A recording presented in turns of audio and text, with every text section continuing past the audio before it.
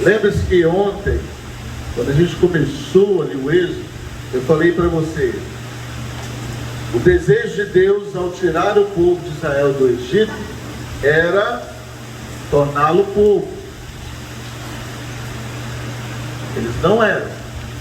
Na verdade, o que estava no Egito era a família de Abraão, que havia crescido, estava aquele ajuntamento grande, a parte da fazer a família de Abraão uma grande nação tinha acontecido, mas não era povo.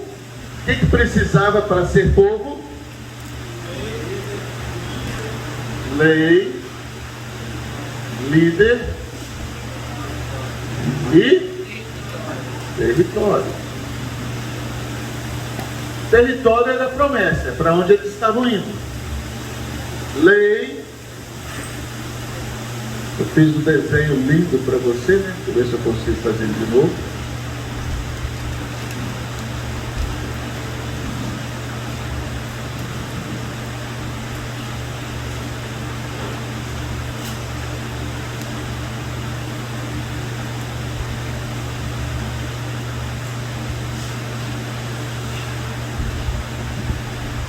Nossa, coisa mais horrível.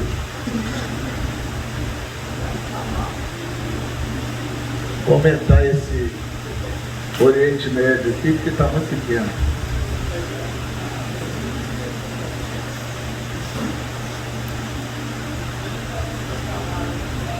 Aqui é o Sinai, eles moravam aqui, eles vieram, atravessaram o Mar Vermelho. Está muito grande esse Mar Vermelho aqui, ele é menorzinho. Tinha nuvem, Deus estava guiando o povo debaixo da nuvem. Isso é uma coisa muito especial. Quando o faraó viu que o povo não tinha tomado o caminho para o leste, eles tinham tomado o caminho para o sul. Opa, o povo está perdido, vamos atrás deles, vamos recuperá-los, né? E acontece a passagem do Mar Vermelho, eles morrem, né, o exército de faraó, o povo de Israel passa, escapa, e eles continuam marchando para o sul. Da onde eles moravam até o Sinai, eles gastaram aproximadamente 6 semanas. 6 semanas eles estavam nas terras do Sinai. Talvez 6 ou 8 semanas eles estariam em Canaã. A distância é quase a mesma. Mas por que o sul? Por que o Sinai? Porque Deus precisava dar a eles a lei e mostrar a eles o líder. Abra sua Bíblia aí no capítulo 10 de 1 Coríntios. Meu amado, se você não aprender a discernir o corpo, se você não aproveitar da sua leitura da Bíblia com bastante zelo, se você não desenvolver o hábito de meditar na palavra de Deus, quando eu digo meditar na palavra de Deus, é você ir lendo a Bíblia, selecionando na sua mente mandamentos, promessas, afirmações. E os mandamentos, você ser muito criterioso com ele para ter o cuidado de fazer tudo conforme está escrito. Se você não lê a Bíblia separando as promessas e colocando as promessas ali num local bem visível para você, né, lembrar delas no dia mau, é o que Paulo fala, né, para nós tomarmos toda a armadura de Deus para poder resistir no dia mau. Como é que nós resistimos no dia mau? Lembrando das promessas. Coloca os olhos naquilo que te dá esperança. Se você não meditar na palavra, e a meditação da palavra é assim, você não vai pegar um versículo e ficar, não. Mas você está lendo a Bíblia, de repente, pum, salta nos seus olhos ali um versículo. Não pula para frente, não. Olha aquele versículo cima para baixo, de baixo para cima, de um lado, do outro. Numa outra tradução, faz uma apanhada assim, extraia o máximo que você puder daquilo ali, né? E guarde-o no seu coração. Teste as promessas, falando para outra pessoa: olha, estou pensando nisso aqui. Vai vendo como é que é os pensamentos, vai vendo se realmente é do jeito que você está pensando mesmo. Você vai... Porque a falta disso é o que leva muitas pessoas a viver aí, às vezes, um pensamento herético. E é o que Paulo chama de crer em vão. E você vai, gasta a vida toda acreditando que é de um jeito, depois vai ver, não é. Creu em vão. Façam uma leitura da Bíblia, mas bem minuciosa e bem cuidadosa. Olha só esse texto aqui. 1 Coríntios, capítulo 10, verso 1. Ora, irmãos, não quero que ignoreis que nossos pais estiveram todos sob a nuvem, debaixo da nuvem, e todos passaram pelo meio do mar, tendo sido todos batizados, assim na nuvem como no mar. Olha bem, quando eles estavam atravessando o Mar Vermelho, eu vou fazer aqui um outro desenho. Acho que eu tinha que chamar a irmã aqui, né? Cadê a irmã do desenho? Vamos fazer o desenho do mar aqui, ó. A Bíblia diz que Moisés levantou seu cajado, e por toda a noite um vento oriental bateu e as águas do mar foram separadas. Então tinha águas de um lado, águas do outro, um túnel de água. O que estava em cima deles? Nuvem. O que é nuvem? Água no seu estado gasoso. Paulo está dizendo aqui que todos eles foram batizados, tanto no mar quanto na nuvem. Batismo por imersão pentecostal de 2 milhões de pessoas ou mais, numa hora só.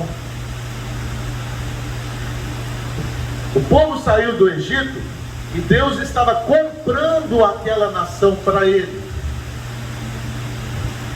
E às vezes a gente pensa assim: foi um engano e Deus mostrou só para... Não! Deus estava satisfazendo também a vontade da lei. O povo foi comprado para si na saída do Egito e foi batizado, tendo sido batizado assim na nuvem como no mar. E ao passarem o Mar Vermelho, Deus estava assumindo a responsabilidade com aquele povo, num batismo pentecostal, batismo por imersão. Agora, olha o verso 4 aí. E beberam da mesma fonte espiritual, porque bebiam de uma pedra espiritual que os seguia. E a pedra era Cristo. Nós vemos lá na frente, né, Moisés, quando Deus falou para ele: olha, você não vai entrar porque você feriu a rocha pela segunda vez. E a gente fica abismado, assim: puxa vida, mas parece que Deus pegou muito pesado com Moisés. Porque quando eles estavam por aqui assim, mais ou menos, aconteceu um episódio. Faltou água. E Deus falou para ele: pessoal, você vai lá e fere a rocha, e a água vai sair da rocha e o povo vai descedentar. Isso aconteceu. Ficaram no deserto. E quando eles estavam voltando para cá, saído aconteceu de novo o mesmo episódio. E Deus falou para ele: pessoal, você vai agora para a rocha que está lá e fala a rocha. E a Bíblia diz que Moisés chegou lá e feriu a rocha pela segunda vez e ficou do outro lado do Jordão. Ele não entrou. E às vezes a gente pensa assim: mas por que Deus foi tão severo com Moisés? E aqui o Paulo está explicando que eles bebiam de uma mesma pedra espiritual que os seguia, e a pedra era Cristo. A Bíblia diz que se uma vez iluminados e tendo provado o dom celestial, se retornarmos à prática do pecado, estaremos de novo crucificando o Senhor pela segunda vez. Na alegoria aqui, não era para Moisés ferir a rocha a segunda vez, era para ele falar a rocha. Voltar à prática do pecado depois de ter sido purificado do pecado é expor de novo Cristo a vitupério, a vergonha. E isso não pode ser aceito. Isso foi Paulo que está mencionando aqui nesse episódio do mar e da água. O que Deus estava fazendo levando o povo para o Sinai? No Sinai, eles chegaram em 6 semanas. Moisés sobe no monte, fica 40 dias. Estava resolvido. Voltou com as tábuas da lei, entrega as tábuas da lei para ele. Resolvido. O que aconteceu nesse período? Fizeram um bezerro de ouro. Quando Moisés estava no monte, Arão vai lá e tem a feliz ideia de fazer uma imagem daquilo que ele achava que era a figura de Deus. Fez o bezerro de ouro. Na verdade, era uma influência ainda do Egito. Tirar o povo de Israel do Egito levou aproximadamente 2 meses, aquelas pragas. Tirar o Egito do coração do povo levou 40 anos. Mais fácil tirar o povo inteiro do Egito do que o Egito do coração do povo. Porque isso aí depende da decisão de cada um. Quando Deus viu o bezerro de ouro, falou assim: vai demorar, vamos fazer uma tenda aqui, nós vamos ficar aqui no deserto. E então Deus dá no Sinai a especificação do tabernáculo, que é uma tenda móvel. E durante esse tempo que eles ficaram parados no Sinai, que foi 1 ano acampado ali no Sinai, Moisés deu a especificação e eles construíram o tabernáculo. Agora você pegou pesado comigo, eu não vou conseguir desenhar o tabernáculo todo. A irmã depois vai vir aqui fazer um desenho do tabernáculo. Mas eu vou te fazer só a planta baixa dele. O tabernáculo era uma coisa assim. Fazer ele na horizontal, na vertical.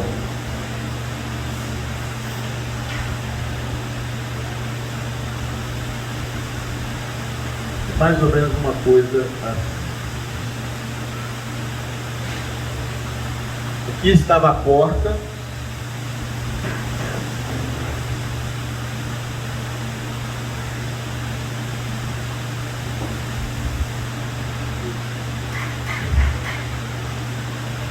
Deus deu as especificações de como deveria ser feito o tabernáculo.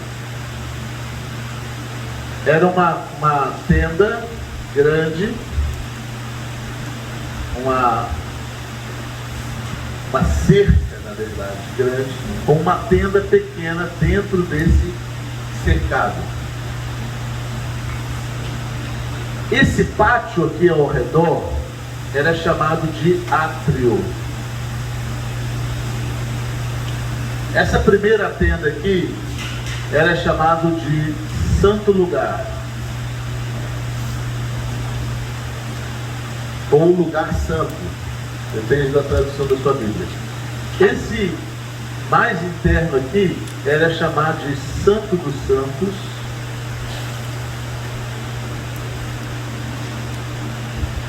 ou Lugar Santíssimo. Todo o tabernáculo aponta para a cruz, e cada peça do tabernáculo aponta para a cruz. O que Deus falou para eles é o seguinte: falou assim, olha, o tabernáculo vai ser o centro do acampamento. Os judeus acampavam aqui ao redor, suas barracas, mas não era uma coisa aleatória, tinha uma sequência lógica para isso. Então, por exemplo, tinha uma família responsável por essa porta. tinha uma família responsável por cada elemento: as bases, as amarras, as cortinas, o forro. A tenda era uma tenda relativamente baixa, coberta com peles. Então tinha, aqui olhando assim, né? Tinha uma cobertura de peles e uma cobertura de peles de golfinho por cima, impermeável.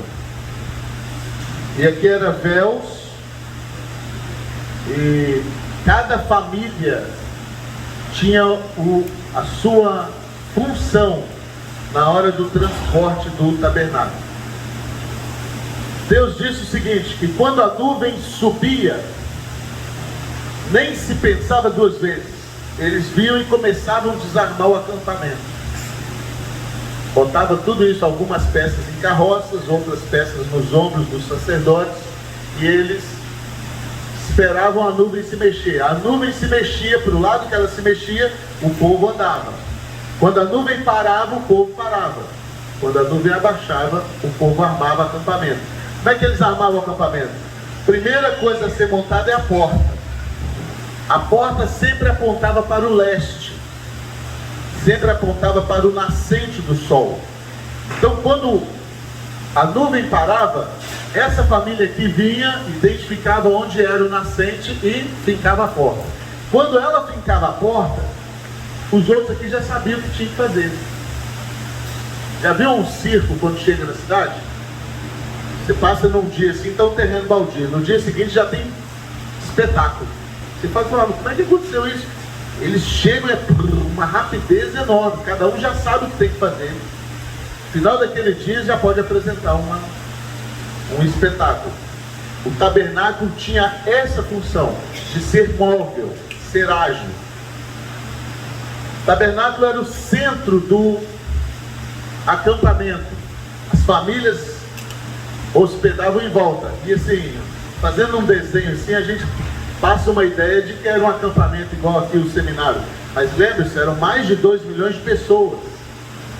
Eu não sei quantos habitantes tem Manaus, mas 2 milhões de pessoas é uma cidade grande. Tem muitas cidades no Brasil que tem essa quantidade de pessoas. E era um acampamento no meio de um deserto. O tabernáculo, ele tinha alguns utensílios que era para satisfazer aquelas festas que nós vimos lá, principalmente a de Yom Kippur.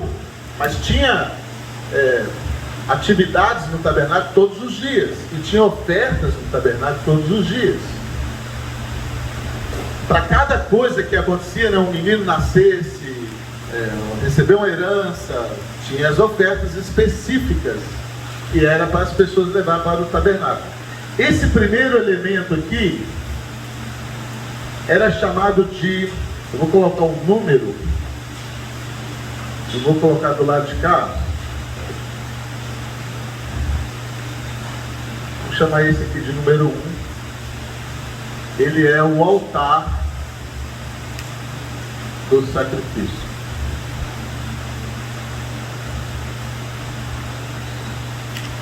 O altar do sacrifício era uma caixa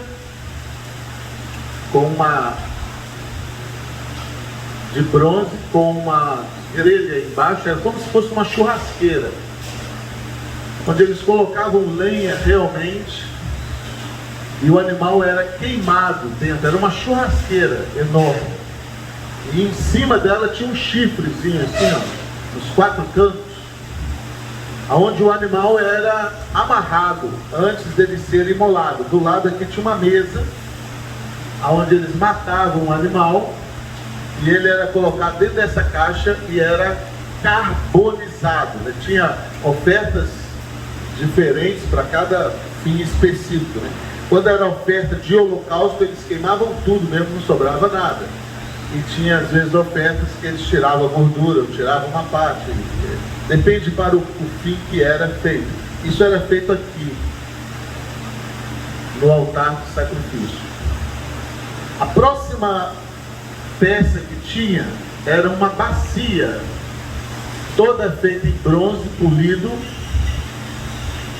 Era como se fosse um grande tacho, grande, onde enchiam-se de água.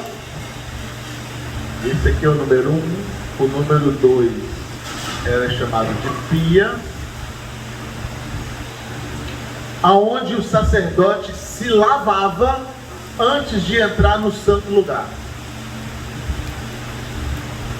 Ou seja, aqui era feito o sacrifício.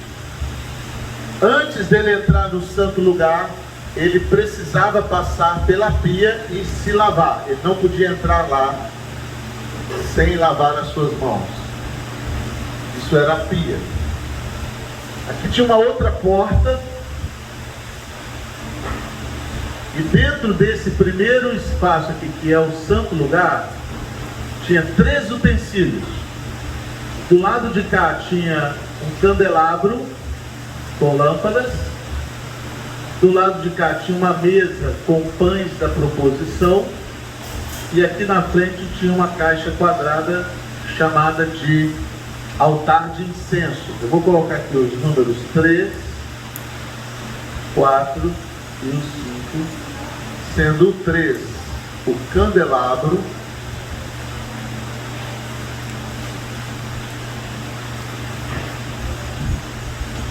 o 4 era a mesa,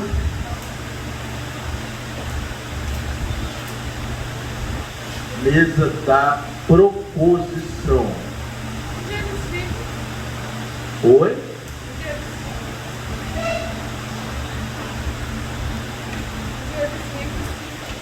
A mesa? Então, o 3 está aqui, é o candelabro, o 4 está aqui do outro lado. Quando entrava-se na tenda, do lado esquerdo o candelabro, do lado direito a mesa, à frente o 5, que era altar do incenso.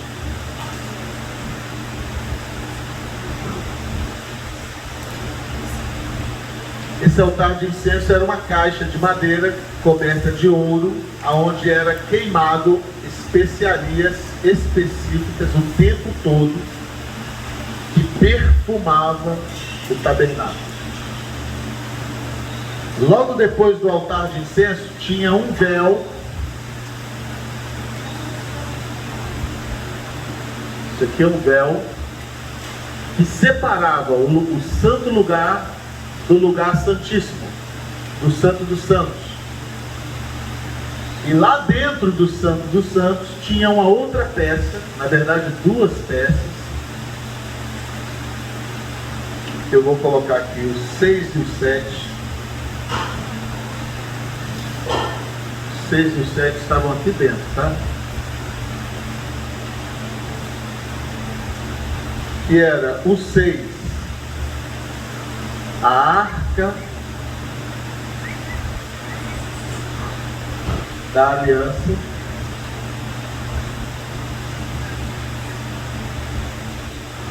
e o 7, que era o propiciatório.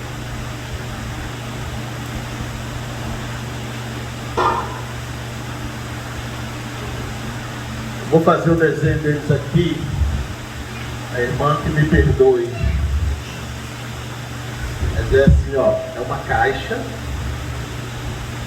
de madeira revestida de ouro, e em cima dessa caixa tinha uma tampa toda em ouro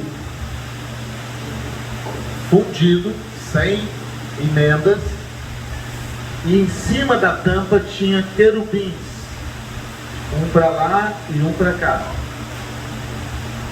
E as asas dos querubins quase tocavam, faziam sombra no propiciatório.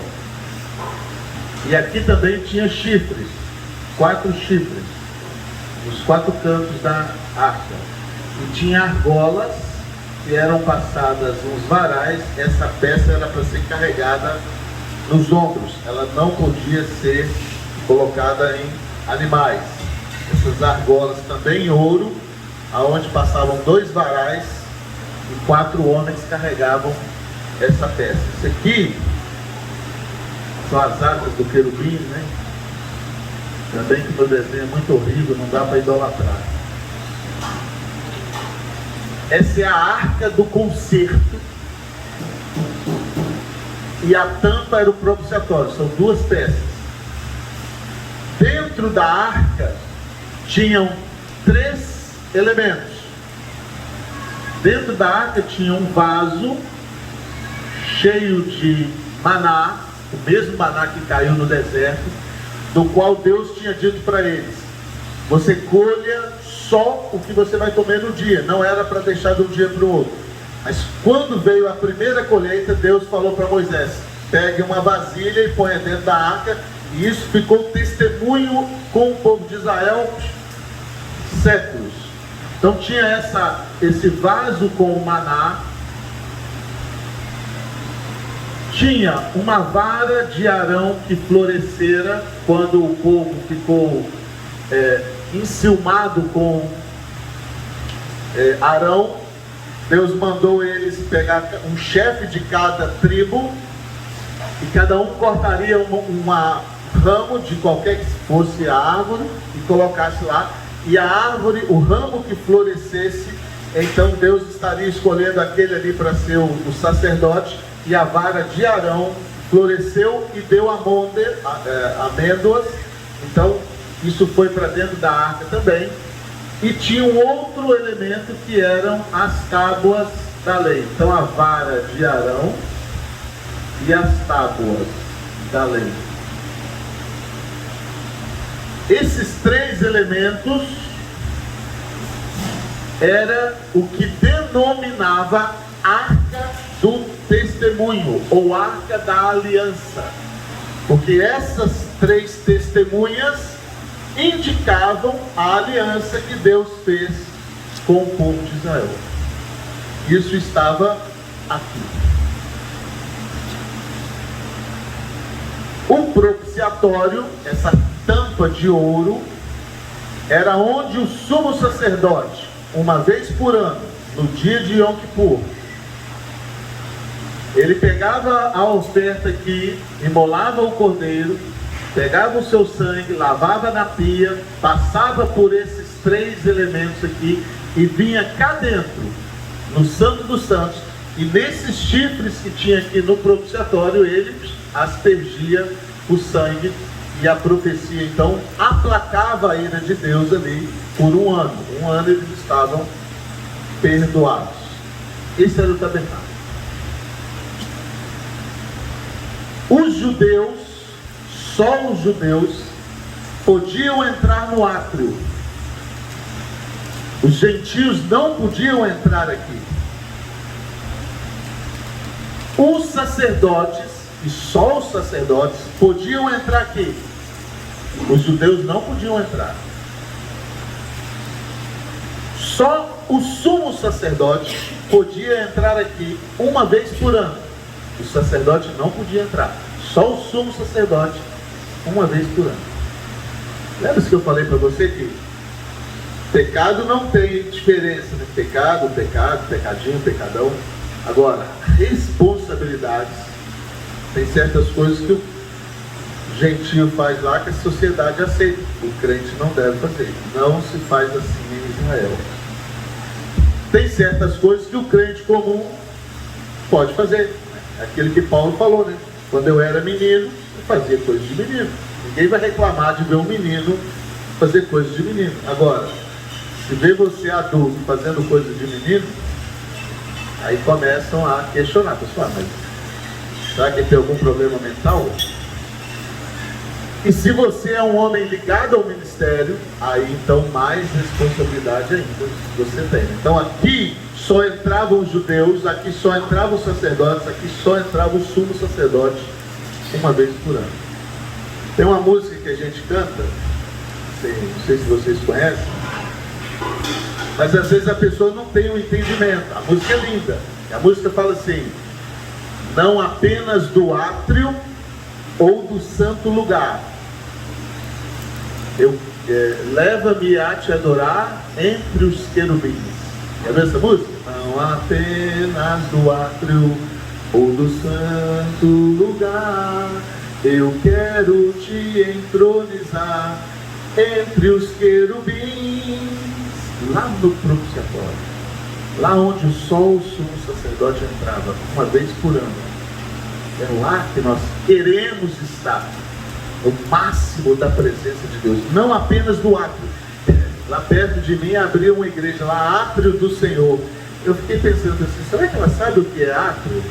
Porque eu não quero estar no átrio. Eu não quero estar só no santo lugar. Eu quero o máximo da presença de Deus. Quando o excelente é possível, o bom não é suficiente. E esse pão ficava uma semana, né? Todos os sábados eles eram trocados. Jesus é o nosso pão, é aquele que nos alimenta.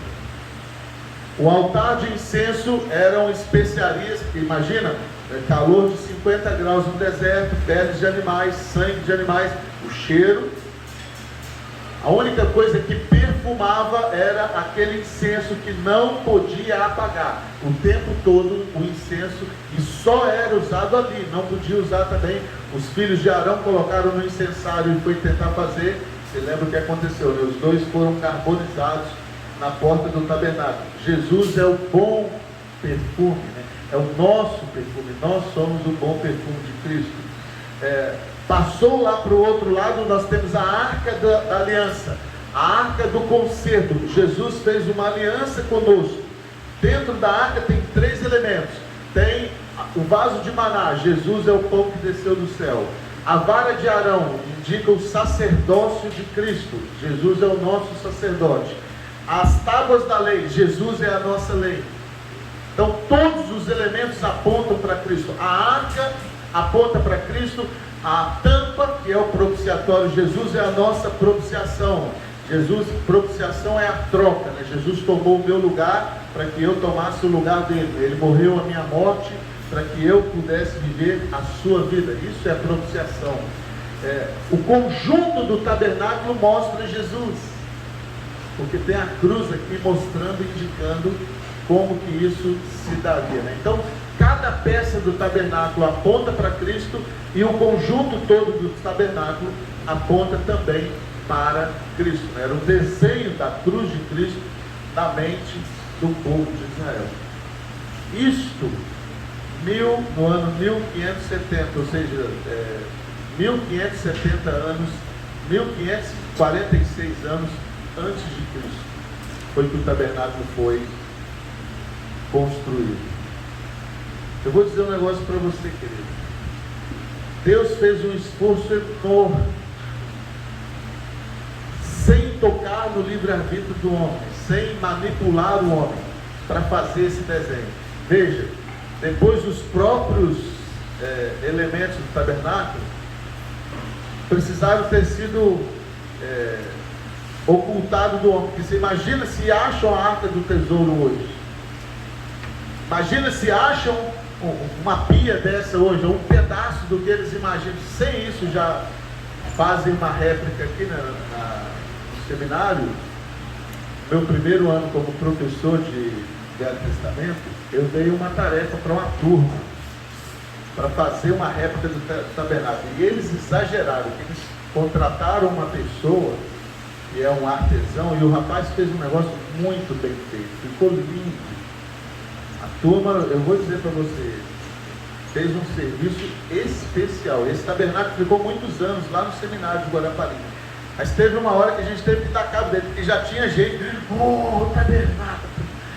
Parece que o negócio magnetiza pessoas. Foi um grupo lá uma vez e viu que a gente tinha um tabernáculo, parecia que a gente queria judaizar a gente, né? Achou que a gente era uma igreja judaizante. Eu vi o risco que foi aquilo, né? Apesar de que a ideia não tinha nada a ver com isso, mas se o tabernáculo não subisse de lá, eu acho que teria causado muito problema na cabeça das pessoas. O homem tem isso. E a mesma coisa, lembra-se da cobra que Deus mandou Moisés levantar no deserto, né? É um símbolo de Cristo também. O que era aquela serpente? As serpentes estavam picando os israelitas e os israelitas estavam morrendo. Então Deus mandou Moisés fazer uma serpente de ouro e levantar uma haste e colocar lá. E quando o israelita olhasse para a serpente, o veneno não surtiria efeito e o povo seria livrado. Qual era a alegoria ali?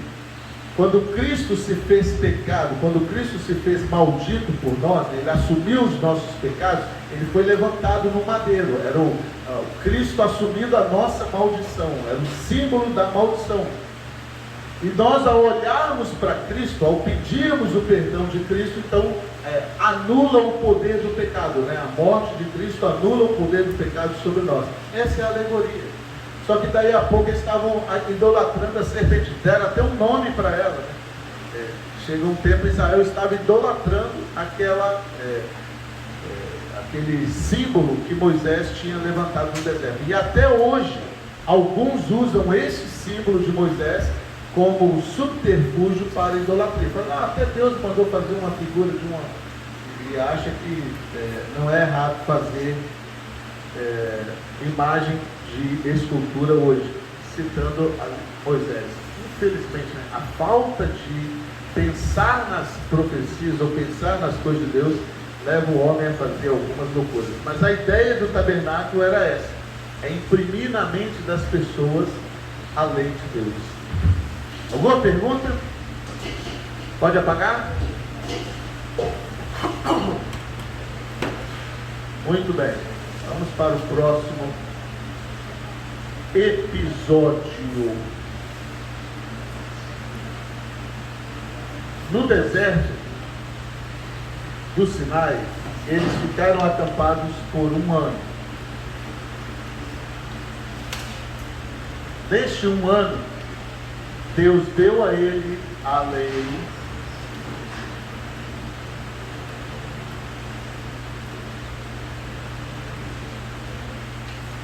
essa expressão está até errada. Não é que Deus deu a lei. A lei é eterna. Deus comunicou a lei objetivamente a eles. Mas Romanos diz que a lei vem gravada no nosso coração. O homem, ele tem a lei porque ele é feito à imagem e semelhança de Deus. Então ele já vem com essa percepção da lei. Mas no deserto Deus comunica a lei objetivamente para o homem. Em outras palavras, funciona assim: não é que chegou no deserto e aí Deus viu o coração do homem e falou assim: bom, então a partir de agora não matarás, a partir de agora não adulterarás. Não, isso é eterno. A lei é eterna, já venha gravada no coração do homem. O que Deus fez foi comunicar essa lei objetivamente, aquela que já estava no coração subjetivamente do homem. Deus comunica através dos 10 mandamentos. E os 10 mandamentos não são 10 sugestões, são 10 mandamentos.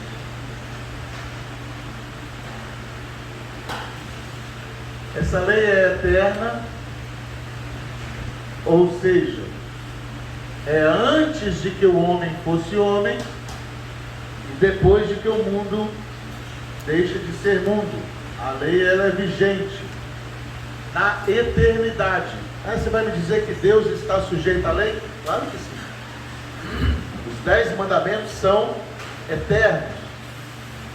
Deus comunicou isso ao homem: isso aí eu vou dar a vocês por estatutos perpétuos. Na lei judaica existem 3 separações: leis, cerimoniais,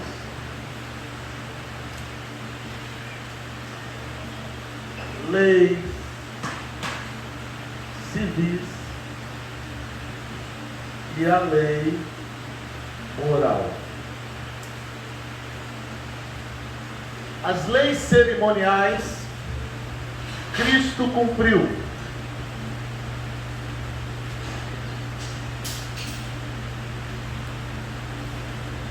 Então, por exemplo, o que nós chamamos de leis cerimoniais? Uma vez por ano, o animalzinho era levado lá no tabernáculo, o sacerdote imolava o animal, queimava o animal ali e aspergia o sangue lá. Isso era uma cerimônia. Isso não é necessariamente mais hoje preciso, porque Cristo é a nossa Páscoa. Ele morreu por nós. E essa lei foi cumprida em Cristo. A lei do Shabá. Eu não estou falando do sábado, eu estou falando do Shabá. No Shabá tinha toda uma cerimônia, e é lindíssimo o Shabá. O acender das luzes. Tinha alguns tipos de comidas que eram parte da cerimônia, algumas orações, algumas até decoradas, os salmos que eram cantados naquilo, são cerimônias do Shabá. Cristo cumpriu. E assim várias outras cerimônias, né?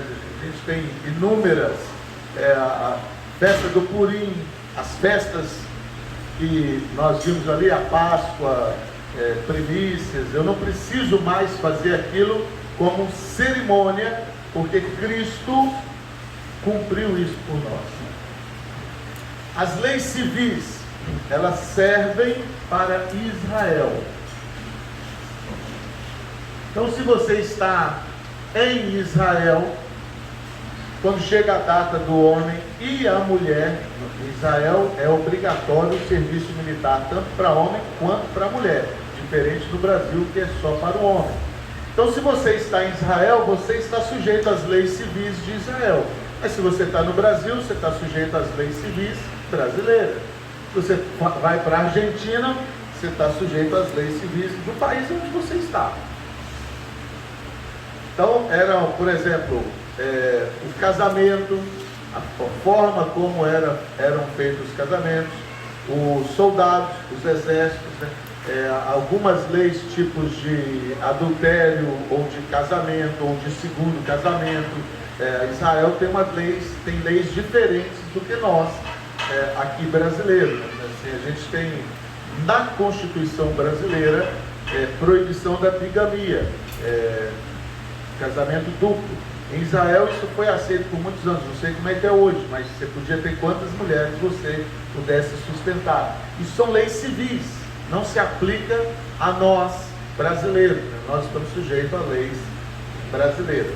Agora, a lei moral, esta é eterna. O que eu chamo de lei moral? Os 10 mandamentos.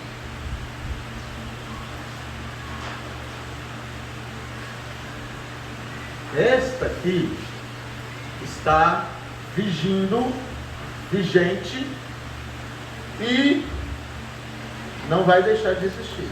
Porque a lei moral, ela é amor.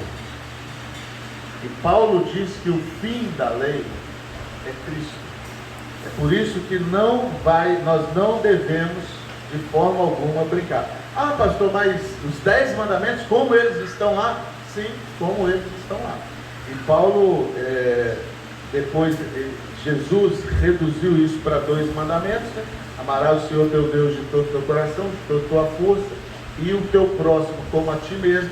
E Paulo reduziu ainda mais em uma palavra só: amor. O fim da lei é viver em amor. Aí a gente entra numa questão, geralmente é abordado, né? Ah, mas não matarás, eu entendo, a gente não deve assassinar, não roubar, não prostituir, não adulterar.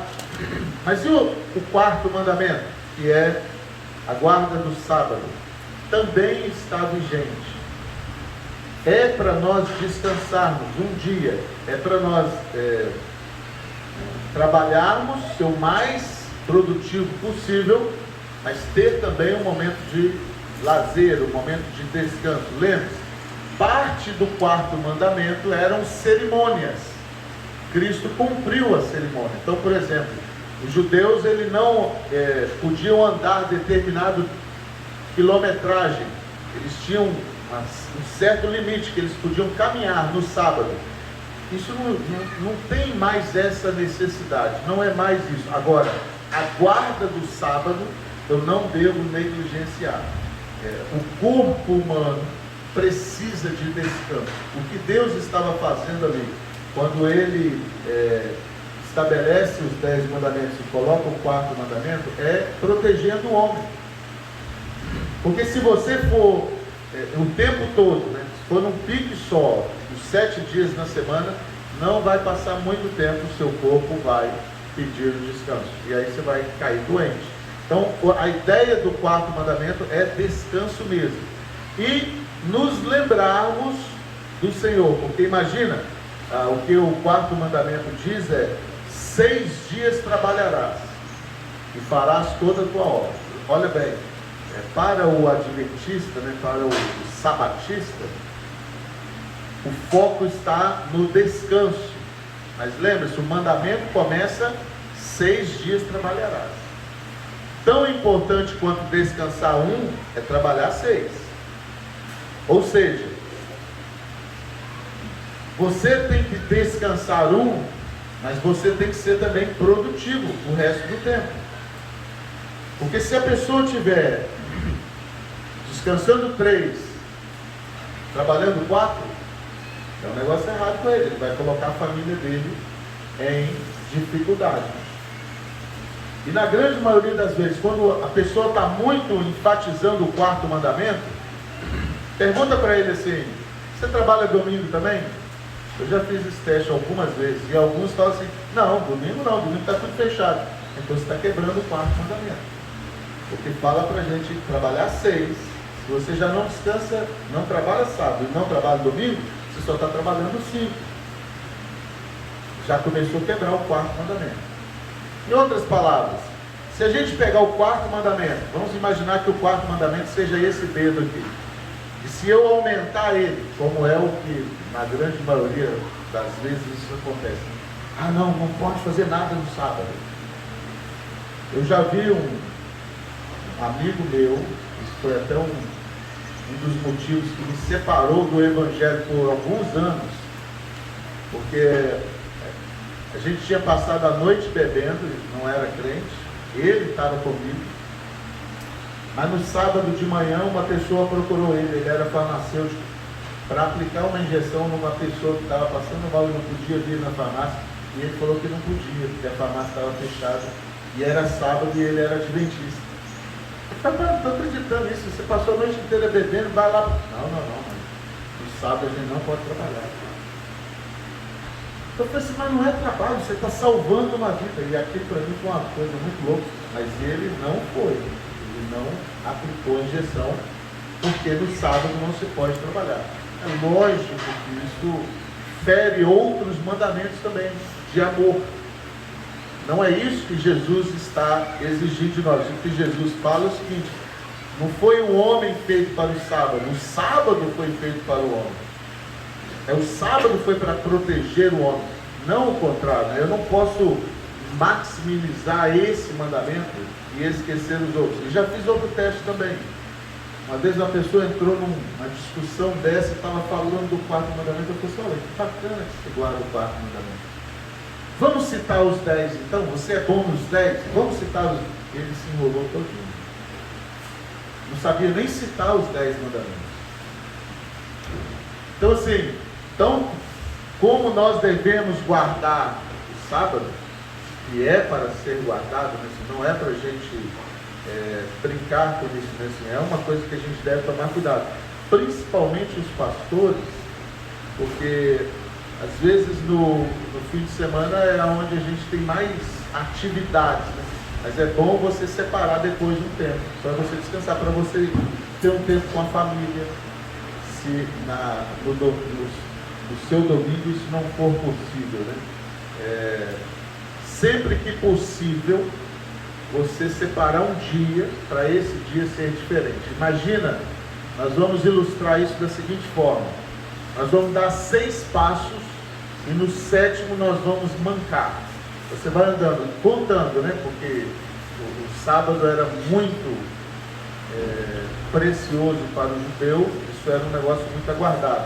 Aí você vai 1, 2, 3, quando você fala 6, o 7º você abaixa o joelho. Anda assim, daqui até lá no portão. Você conta 6 passos e no 7º você abaixa o joelho. Dá uma mancada. O que vai acontecer com você? Sua mente vai aprender a cada vez mais estar atento. Opa, porque Deus não é Senhor só do sábado. de todos os dias.